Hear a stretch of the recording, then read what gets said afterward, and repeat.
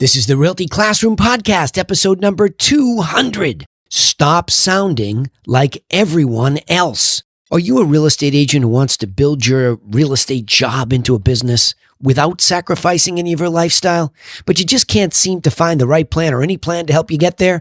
Well, then, hey, you are definitely in the right place. I'm Danny Griffin, the founder of the Realty Classroom and the host of this podcast. Now, to help you take immediate action to get started in the right direction, I've created a free jumpstart course for you at freeagentgift.com. Now, this is exactly the wireframe that I use as a top producing real estate agent, broker, owner, and now national company owner. I'm telling you, this is the wireframe upon which we teach anybody. So please go get a copy of it for yourself. I don't care if that's the last thing you ever do. I don't have to sell you anything. I just want to give you a wireframe because this business is very challenging without one. And I wish I had one. Freeagentgift.com. All right. Stop sounding like everyone else.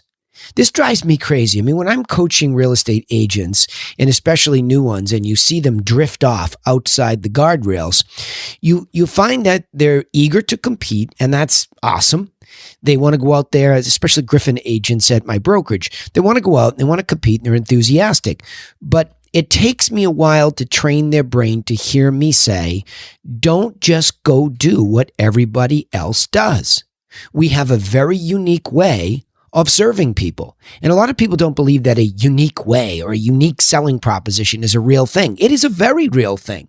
And it turns out it's much more subtle than you could ever imagine. So I'll get into that in a second. But really, let's talk about a commodity. What is a commodity? A commodity, really, when you think about commodities, and if you Googled the commodities market, it would come up in Chicago, where all of these commodities, for example, grain, let's say pork bellies, that's another commodity. Oil. In other words, they have the same characteristics. In other words, oil in one barrel is the same as oil in another barrel. Again, I'm not going to get down the expertise lane. There might be some subtle difference.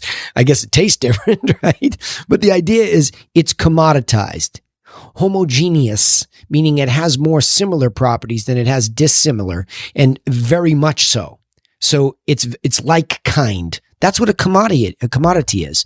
And that's what happens if you don't understand what that means to our business, is that the second point here is you become a commoditized real estate agent. So what is a commoditized real estate agent? How do you recognize if you are one? Well, here's where I hear the language and I see it happening. It's when somebody goes to compete. And pick a side. I mean, buy side, sell side, it doesn't matter. I'm a huge fan these days of trying to discipline you to talk about the selling side first, listing and selling properties. Okay, that's the most important thing you should and can learn. And I say can because a lot of you just dismiss yourselves. Well, I don't know. I've got to get a lot of experience. I hear that crap all the time too in this business. Well, I've got to get a lot of experience doing rentals before I can list something. That is ridiculous. If you want to be a rental agent, wonderful. You want to be a buyer's agent only? Wonderful. But I'm telling you that I think the best part of this business is learning how to list a property. And it becomes the most competitive part because really good agents and agencies are vying for the listings. And why would they do that? Because that's how the business really works. Whomever controls the listing has incredible leverage. So there's a reason to compete for it. But now let's go into the arena and listen to the language of competition. What's happening down there? So a lot of you that are listening to this podcast will probably dismiss the fact that you can even compete for a listing because, that's all wrapped up by so-and-so company and so-and-so agent. She's been doing it forever. He's been doing it, for a long time and they own it. What? What are you talking about? How do you even know that? Why would you that's actually called a cognitive distortion in cognitive behavioral therapy. That's a cognitive distortion. You have misinformation. Napoleon Hill talks about it in his great book, Law of Success. It's inaccurate thinking because the fact is that even the greatest agencies and agents only control a small percentage of the 100% of the listing side of the business. The rest is extremely fragmented and open to anybody. So your perception is that when you go in there and you compete, no matter whom it is, my cousin's sister's friend is a realtor and I need to go with them. And, well, this gal does a lot of business in this area. And what do when you're commoditized? You default to, right away, price. In your mind, well, I'll do it for less. That's one of the biggest problems when you're commoditized. If that's what's coming out of your mouth and the best you can offer is a discount, then that tells me you have no other value that you see when you look in the mirror. When you look in the mirror as a real estate agent, you say, I have absolutely no other way to compete when somebody has a good resume or the company has a good brand. I have no other way to compete. Really? No other way to compete. You just throw in the towel and say, I'll do it for less, because that happens a lot. And there are many other lines that you will hear, and some of them are downright ugly and defensive. And I've trained a lot of people that I have a lot of respect for, that I can't believe how quickly. These are coaching clients of mine that are top producers, that when they get into a tough spot and they don't rely on the systematic approach and the systematic listing plan that we teach them, you can hear when they start to ask me questions about it. So when you went in there and they told you they were talking to this other agent, what did you say? Well, I said, well, I don't know about her, but, I have integrity. And, they start to rattle off all these qualities and these values. Well, what does that sound like? Defensive. I mean, do you really think you're magnetizing business when you sound defensive? And I know you say, well, I wasn't really bad-mouthing that other agent. Well, you weren't, but you were. Because the way that you're competing is head to head. And this isn't a boxing match where you're supposed to punch the other realtor in the face, proverbially, right? Metaphorically. So I'm just saying, what are you saying to people to compete? And therein lies the question. Well, okay, you'll bite. Is it possible to be unique? So I think for a long time, and I was in a coaching program myself where what I thought was unique about my mentor was the way that they did business. I mean, the value in the way that they would handle a listing with their systems and their campaigns and their follow-up was impeccable. It was crazy. I mean, my mentor had been taught by somebody, Michael Gerber, to a certain extent, who is very much into that McDonald's franchise campaigns, methodologies, checklist, etc. Wow, is that an incredible service level when you really understand that you can really take somebody through just a better process? Yes, it's the same process, but when you're commoditized in your thinking, it means you just got completely lazy, or you didn't know where to study and learn a better way to do things. That's why I give this information away all the time. Hopefully you pick up on these tidbits and you take action steps that are different from everybody else. I'm trying to help you decommoditize yourself by being unique. See, uniqueness already starts off by the fact that we're different human beings. We have the same bone structure, sure, right? Maybe a couple of you have extra tailbones. Right? I don't know if your tail is quite come around. You get my point, right? We're all the same, but we look and sound differently. And so people are going to like some of us and not like the others. That's just the way we make comparative decisions. It's the once I get to know both of you, which one do I like? And that's very much a challenge in the service business. If I like somebody, and then as I like them more, I listen more and I begin to trust them. And once I trust them and not you, it's over. So how do you deal with that? Well, first of all, you recognize that you can't do business with everybody. You're not going to magnetize everybody. And let me go back to what I said about top producers. We're not looking to magnetize everybody. There's a position of plenty in the business. There is plenty of business out there. We are not in a mentality of scarcity. Trillions and trillions of dollars worth of real estate transact every year, no matter whether it's a great recession or whether it's a boom. It always happens. So there's plenty to go around. So it's all about slowing down and asking yourself, have I spoken the language of a commoditized real estate agent? And do I sound defensive when I compete? Do I go right down the price ladder and devalue my services? Because those are the clues. And then when it comes to being unique, think this way. This is the service business. So the intensity with which you serve, the clarity with which you serve, and subsequently empower that person, right? Then you're magnetizing business. And that turns out to be a very difficult thing to do. See, I could say this to all of you. This is the secret sauce. It's the secret sauce in my business, my highest end coaching, my entry level agents that have just begun the business. This is what I teach them. You have to learn how to give away your best what to do information for free to the seller and the buyer so that you empower them and be willing to not get the business. That's how strongly you have to believe in giving away your best what to do information for free, because people can't do this on their own. I mean, they can pretend that they're trying to. It just doesn't work. It's so difficult. Even for sale by owners only represent 9% plus or minus of the total sales in the year. And most of those people already knew the person that bought it. So the majority of the time, somebody is choosing somebody in the real estate service business to help them through the process of selling or buying a property. So it is really hard to not want to take. And especially because the average realtor, I know the National Association of Realtors, I mean, I don't know what happened to the word average and median. All of a sudden, it's the word typical. I'd like to know that the word average and median made a truthful comeback in our industry, because the average or median number of sales, when I was watching it and that verbiage was used as a real statistical term, it was about 2 to 3 sales a year. Now, there's nothing wrong with that, presuming that that person who's doing it part-time does it professionally. I don't have any problem with that. I get it.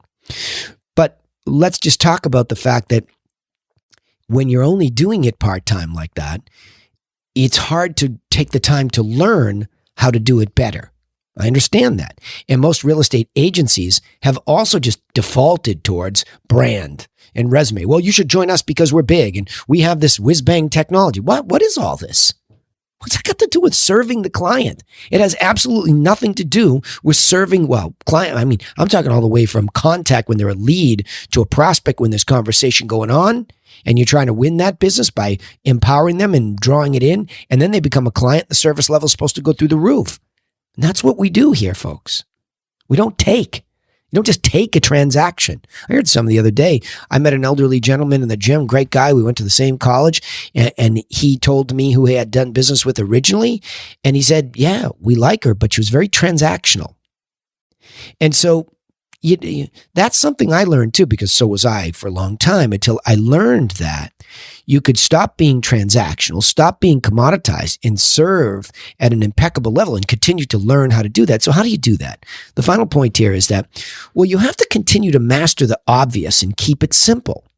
I can remember when my listing presentation, which I thought was serving, I was really talking at them for as long as it would take. I mean, I went through, I do this, right? When I look back at it, it's frightening how many times I must have used the word I. And I'm not so sure they were convinced, but they surrendered. I did a lot of business, but it was, I cringe when I think about how ugly that business was versus the type of business that I do now.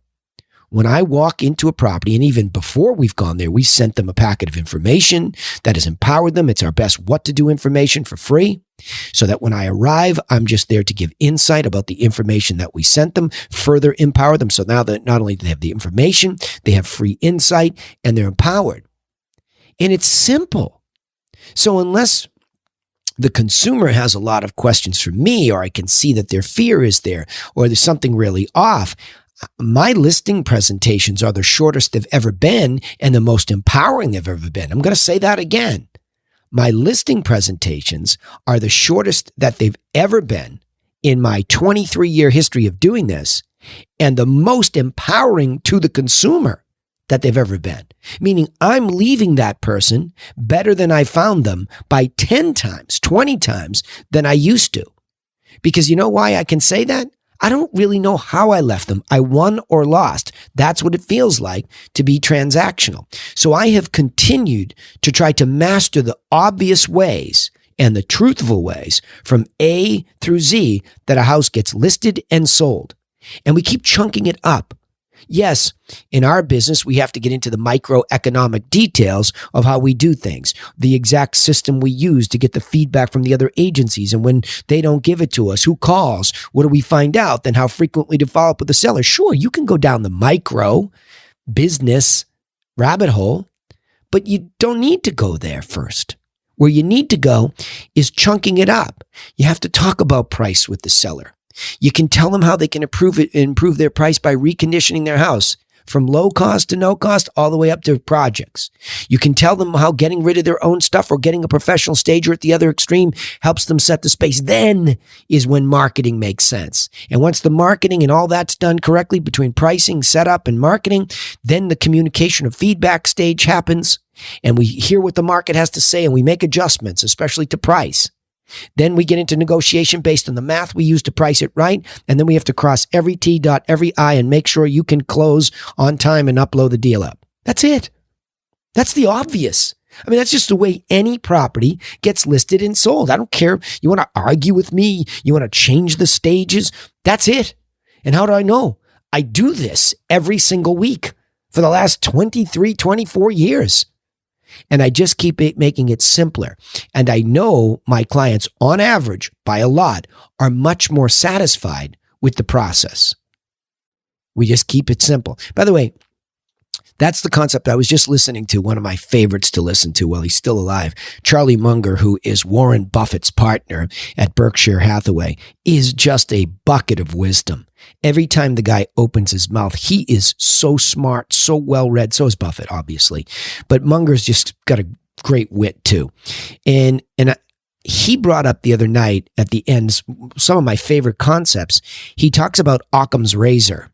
If you look up Occam's razor, I've seen it spelled a couple of different ways, the English Ochman, but just Google Occam's razor. And it's the philosophy that the simplest solution is the best. And there is a quote Munger was talking about that's it's attributed to Einstein. And it's an argument that Einstein's entire career was simplification. Here's a genius that just really focused on simplification of concepts. E equals MC squared. I mean, I couldn't tell you how it works and what it really means, but because I'm no scientist, but that's a pretty simple formula.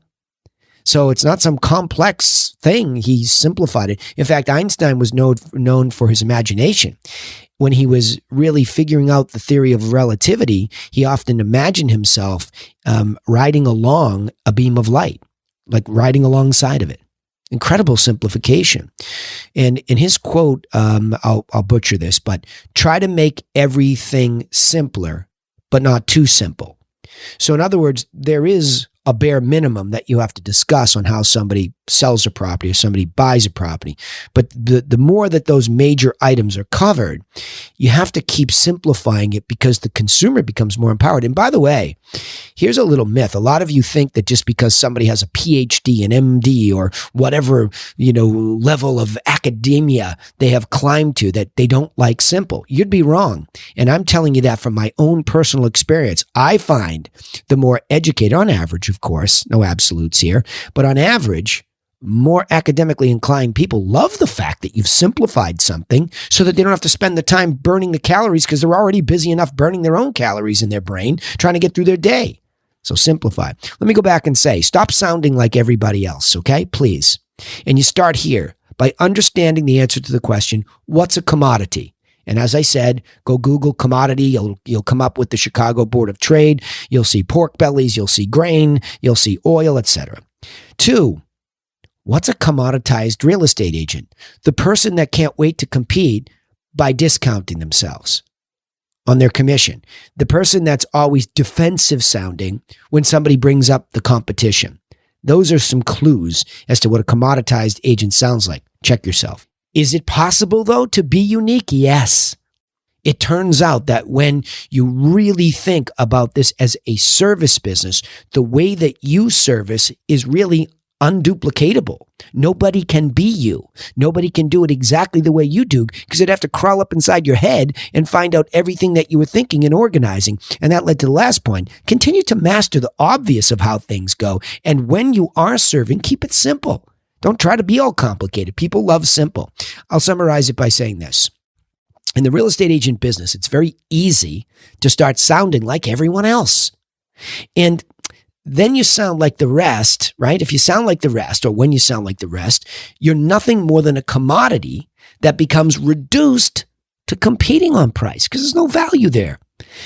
So the way out is to develop a unique selling proposition that is built upon mastering the obvious and giving away, remember this, giving away your best what to do information for free, because that empowers the consumer. When you empower the consumer instead of trying to take the business from them, you become much more valuable than the competition, and you'll definitely command a greater price. All right, remember, you can take immediate action and get started in the right direction with our free simple business plan. It's a nice wireframe. It's waiting for you at freeagentgift.com. Also, don't forget, of course, you can subscribe to the podcast on iTunes, Spotify, or wherever you listen.